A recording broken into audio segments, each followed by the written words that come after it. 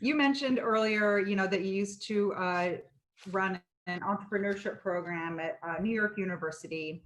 Can you talk a little bit about that and why what do veterans bring to small business and building their own business, and how can, and more importantly, how can New York support those veterans, many of whom want to seek owning their own business or starting a business?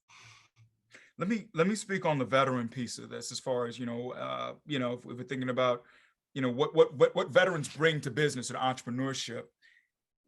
The military is a unique environment because it creates a pressure-filled situation where there are variables are often set up where the intent is that you fail here and learn the lesson here in this quote unquote practice environment, so that when you get to the real environment, when it's a real situation and lives are truly on the line, you're cool, calm, and collected. Like you've already been through enough to have that muscle memory to be okay.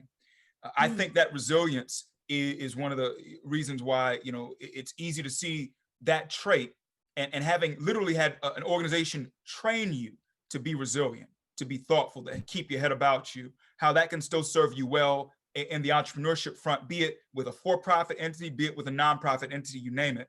And so I think that's one thing that I would call out as far as the military, gifts that are brought to it by vets who go into entrepreneurship.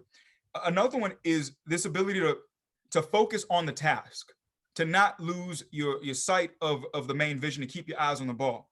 And I say this as, I'm a business owner myself. I say this as someone who's run an incubator, counseling business owners. Over and over again, you often see entrepreneurs who are, it's like a dog chasing cars, chasing every single thing, instead of saying, I'm going to just focus on this one thing, this one car, if you will, and I'm just going to make it my effort to do that. And I feel like in the military, you're so taught to think in terms of task and purpose, and so taught to think in terms of prioritizing how you're going to knock out these things, that's a trait that carries over well when you have your own entity that you need to go and execute with. And then just a few other ones on the military side, just as I'm thinking about it, I think it's inherent, but there's this lack of fear, that, someone who's a service member, you can say, the worst thing that could have ever happened to me, the worst thing I could have experienced, the most fearful thing that I could have experienced has come and gone.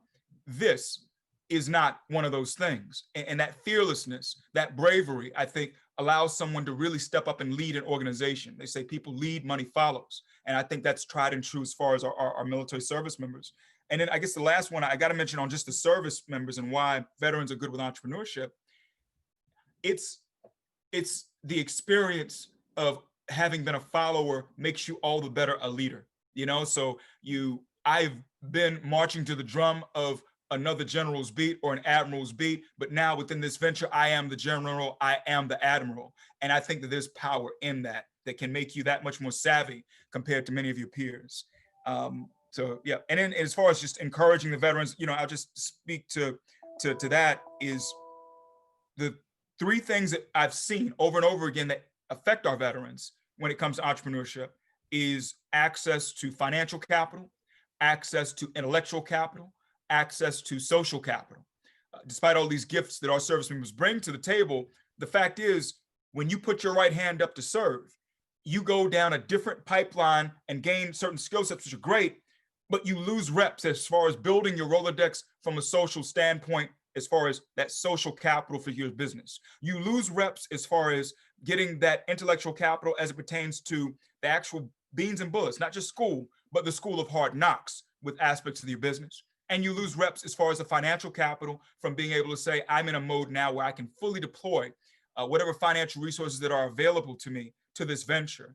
And I think for us, it's recognizing that our veteran entrepreneurs are, I don't want to say behind, but have different gifts. And we want to bring them to the place that they would have been had they just gone directly into entrepreneurship in the first place.